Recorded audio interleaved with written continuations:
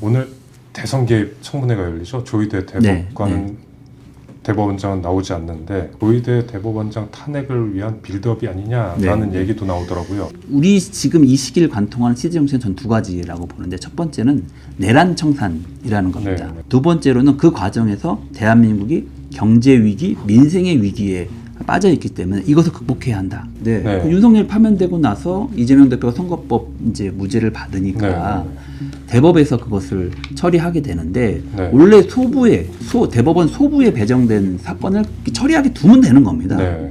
근데 그것을 대법원장이 개입을 해서 전원 합의체로 가져와서 9일 만에 그 사실은 파기환송 결과를 냈거든요. 오늘 조희대 대법원장이 사실은 국민들한테 나오셔서 지난 과정에서 대법원이 어떤 생각을 갖고 있었고, 대법원의 입장에서 하실 얘기가 있겠죠. 사실은 우리도 계엄에 대해서 반대했고 내란에 대해서 그 위헌이라고 생각을 했다. 그리고 이런 노력을 했다. 이런 걸 설명하실 수 있으면 저는 오히려 좋았겠다 이런 생각을 합니다. 그런 과정에서 국민들이 보기에 저거는 정말 문제가 있다. 또는 위법한 요소가 있다. 라고 하면 그 다음에 그런 문제에 대해서 검토할 수는 있겠죠. 오늘 대선 개입 청문회가 열리죠. 조희대 대법관 대법원장은 나오지 않는데, 이게 어차피 조희대 대법원장이 지난 5월에도 그랬고 안 나올 걸 뻔히 알면서도 청문회를 강행한 건 조희대 대법원장 탄핵을 위한 빌드업이 아니냐라는 얘기도 나오더라고요. 그래서 저는 이 과정을 좀 저희가 이해하는데 먼저 조금 이제 이 사건과 둘러싼 이런 여러 정치 행위와 둘러싼 것들을 이해하는데 전제해야 될 것이 있다고 보는데요. 지금이 어떤 국면이냐, 그리고 이재명 정부는 어떻게 출범했고 대선은 왜 일어났느냐, 이게 시대 정신이라고 하는 부분이 있습니다. 제가 우리 지금 이 시기를 관통하는 시대 정신은 전 두 가지라고 보는데, 첫 번째는 내란 청산이라는 겁니다. 이건 정당 여부와 상관없이 지난 12월 3일 계엄이 발생하고 내란 사태가 일어나고 그런 과정에서 국가 위기 상황이 되었고 대통령이 탄핵되었고, 그런데 그 대통령이 이 내란 과정에 연루된 사람들에 대한 단죄가 제대로 이루어지지 않았고 진실이 밝혀지지 않았기 때문에 또다시 이런 일이 재발되지 않으려면 정확한 진상규명과 단죄가 필요하다는 게 국민적인 요구라고 생각하거든요. 그걸 한마디로 줄이면 내란 청산이라고 볼 수가 있는데 그런 시대적 요구가 여전히 지금 있다.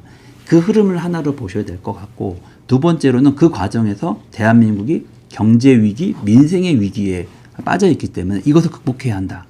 라고 하는 것이 지금 이 시대를 살고 있는 정치, 그리고 정부, 그리고 모든 그 주체들의 사실은 시대적 정신과 과제다라고 저는 이제 인식을 하고 있습니다. 그 시각에서 이제 이 문제를 바라봐야 되는데, 조희대 대법원장이 지난 내란 과정에서 대법원으로서 해야 될 명확한 책무를 다 하지 못했다라고 하는 국민적인 생각이 있는 겁니다.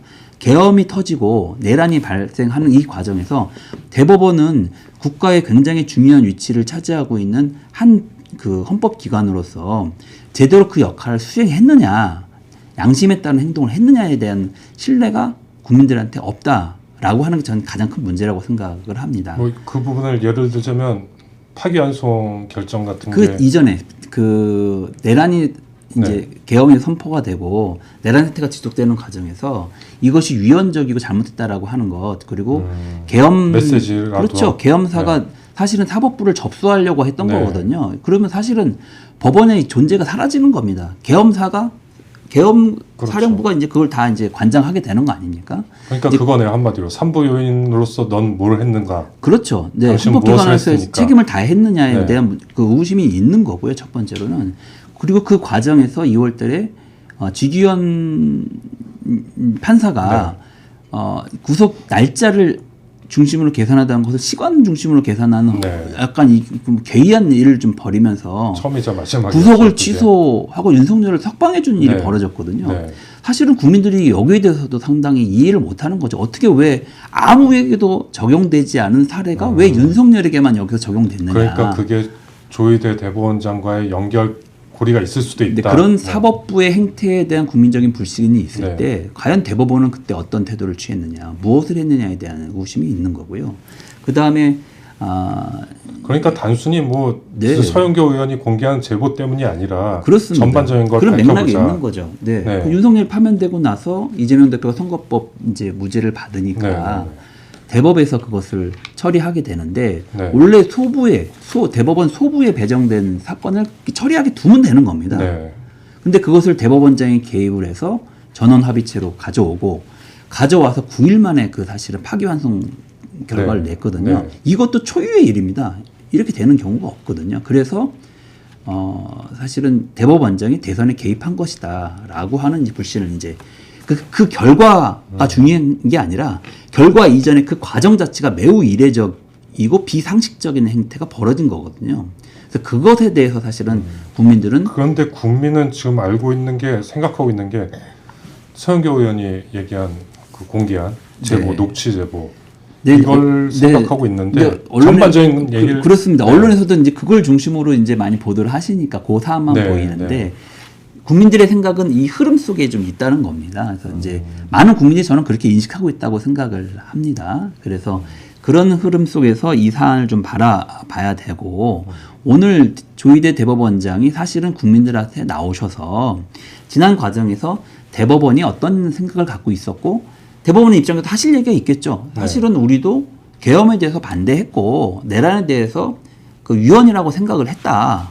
그리고 이런 노력을 했다. 이런 걸 설명하실 수 있으면 저는 네. 오히려 좋았겠다 이런 생각을 합니다. 뭐 그런 부분에 대해서 반박을 하든. 네네네네 뭐 억울한 점이 있으실 수도 있으니까 뭐 있는지 없는지는 모르겠지만 하여간 그런 얘기를 오히려 하시면 국민들이 납득하시는 도움이 되지 않을까 싶고 지규현 같은 판사가 왜 나타났는지 그런 게 왜 벌어졌는지에 대해서 설명을 해주실 수 있으면 해주셨어야 한다고 생각을 합니다. 그리고 핵심적으로는 지난 대선 과정에서 개인 문제에 대한 질의가 있었겠지요. 근데 그 네. 부분에 대해서도 설명해 주셨으면 되는 거 아닌가 이런 생각을 하는데 오늘 어쨌든 못하게 됐죠. 네. 이제 안 나오신다고 이제 한 상황에서 너무 안타깝습니다. 그럼 민주당은 이제 탄핵을 추진하게 되는 건가요? 일단은 그 국정감사를 지금 앞두고 있기 때문에 네. 국감에서 법사위원회가 열리고 네. 거기서 이런 사안에 대해서 질의도 하고 물어보게 될 겁니다. 네. 그런 과정에서 국민들이 보기에 저거는 정말 문제가 있다 또는 위법한 요소가 있다라고 하면 그 다음에 그런 문제에 대해서 검토할 수는 있겠죠. 근데 지금 당이 탄핵에 대한 입장을 정리해서 갖고 있는 것은 아닌 상태입니다. 현재는. 네. 하지만 국민들이 계속 질문을 할 것이고 그것을 대리해서 국회의원들이 질문을 전달할 텐데 그런 부분들의 의혹을 해명하고 설명하는 과정들이 저는 있어야 된다라고 생각을 합니다. 그러니까 국정감사를 통해서 한 번 더 체크해보고 거기서도 의혹이 풀리지 않는다면 그건 그 다음에 이제 판단할 문제라는 네. 것이죠. 그런데 네.